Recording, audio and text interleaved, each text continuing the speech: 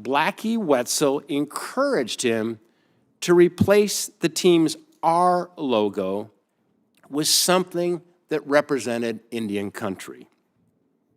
Blackie brought Coach Allen designs based off of prominent Native American figures. The clear depiction of Chief Two Guns Whitecalf is beyond dispute.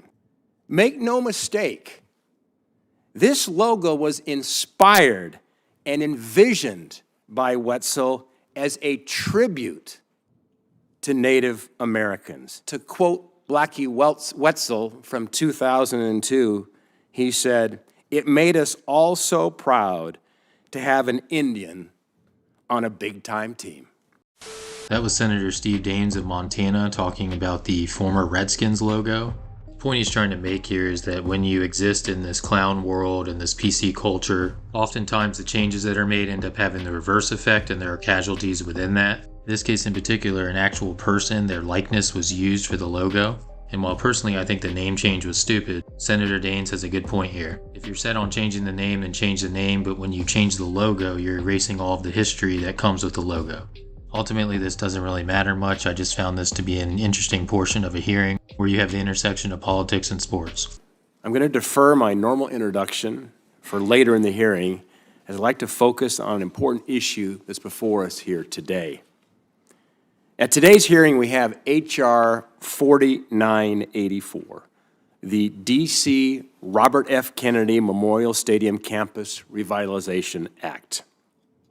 This bill transfers the administration over the RFK Memorial Stadium campus from the Park Service to the District of Columbia for 99 years. The purpose of this transfer is for the development of a new stadium as well as other commercial and residential development. Now, you might ask, why does a Montana senator have a specific interest in this bill? Well, today is about righting a wrong. Specifically, my goal is for the Washington Commanders to honor the pride, the history, and the heritage of the Blackfeet tribe, who are my constituents in Montana, for the tribe's contributions to the team's legacy. Let me tell you the story. Behind me is a photograph from the 1960s of Blackie Wetzel and Senator Robert F. Kennedy. Blackie Wetzel was a member of the Blackfeet Nation in Montana and served his people and the country in many roles throughout his life, including chairman of the Blackfeet tribe, and he was president of the National Congress of American Indians. In 1971, Blackie met with George Herbert Allen, who was then the head coach and general manager of the Washington Redskins. Knowing that Coach Allen admired and supported Native Americans, Blackie Wetzel encouraged him to replace the team's R logo with something that represented Indian country. Blackie brought Coach Allen designs based off of prominent Native American figures, including Blackfeet Chief Two Guns Whitecalf. And behind me, you'll see the logo and the photo of Chief Two Guns Whitecalf. The clear depiction of Chief Two Guns Whitecalf is beyond dispute.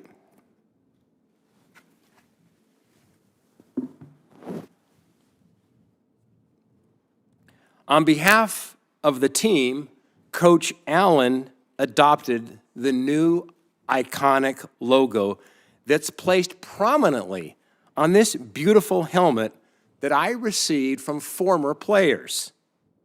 I am proud to display it here today. Make no mistake, this logo was inspired and envisioned by Wetzel as a tribute to Native Americans. It's not a caricature. It is a depiction of pride, of strength, of courage, of honor. In fact, to quote Blackie Wetzel from 2002, he said, "It made us all so proud to have an Indian on a big-time team." And I would add that historically, as the son of a Montana U.S. Marine, do you realize Native Americans serve our country in uniform at the highest percentage per capita of any ethnic group? They are truly warriors for our country. Now you know the history. I'd like to talk about the future. First, let me be clear. I'm not calling for the return of the former team name, which has become increasingly controversial, especially in Indian country. But the logo itself remains a point of pride for many in Indian country, and specifically for the Wetzel family. I was able to speak last night with Ryan Wetzel, who is the grandson of Blackie Wetzel, who was out, in fact, in his backyard last night doing some remodeling work on a patio just outside of Hamilton, Montana. The failure to properly honor the pride and the history embodied by this iconic logo must be made right by both the team's new ownership and the NFL. Doing so would honor the Blackfeet tribe, my constituents in Montana. Showing proper recognition to the contributions of Native Americans is also fitting for our capital region. As the National Parks website points out, our nation's capital is full of American Indian heritage. Simply look outside at the names in the region. For example, the Potomac River, the Quantico Marine Corps Base, and the Chesapeake Bay watershed that spans much of the geographical region that makes up Washington's fan base. What I'm demanding here is very straightforward, that the new team leadership and the NFL sit down with the Wetzel family. Sit down with the Blackfeet. Sit down with tribal leaders and find a way to properly honor the history of the logo and the heritage of our tribal nations, and to rededicate the organization as an advocate for Indian country. That effort might take several forms. It might result in restoring the logo with a new team name that is supported by tribal leaders and will bring unity across communities. It could also be telling the story of the logo's connection to the Wetzel family and honoring the Native communities it represents. When I spoke with Ryan Wetzel last night, we recanted a meeting I had with his dad, Don Wetzel, here in Washington, D.C., talking about this very issue. That was back in 2021. Don died not long afterwards. And Ryan just smiled. You could hear a smile over the phone.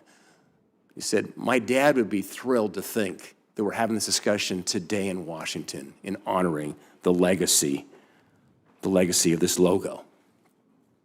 It could be resuming merchandise sales featuring the logo and maybe using a portion of the proceeds to bring awareness to missing and murdered Indigenous women and other tribal causes. For example, on the NFL website, you can buy a retro Houston Oilers jersey with the old logo, but nowhere on the website can you find merchandise with this logo for sale. The new owners in the NFL have the opportunity to heal old wounds, work with families, and enter into a new era. They can properly honor the heritage of the Wetzel family, the Blackfeet tribe, Native Americans across our country. They could honor former players and the community as a whole. There are a lot of former players that have signed this helmet. The team can be a beacon of light for these communities, but until I see meaningful actions that satisfy the Wetzel family and other tribal stakeholders, I cannot support this legislation. With that, Mr. Chairman, I have a number of letters, including one from Ryan Wetzel and one from the Montana Native Women's Coalition, a few news stories, and in fact, an excerpt from George Allen, A Football Life by Mike Richmond, that I ask unanimous consent to enter into the record. Without objection. Mr. Chairman, thank you, and I turn it back to you and look forward to the discussion.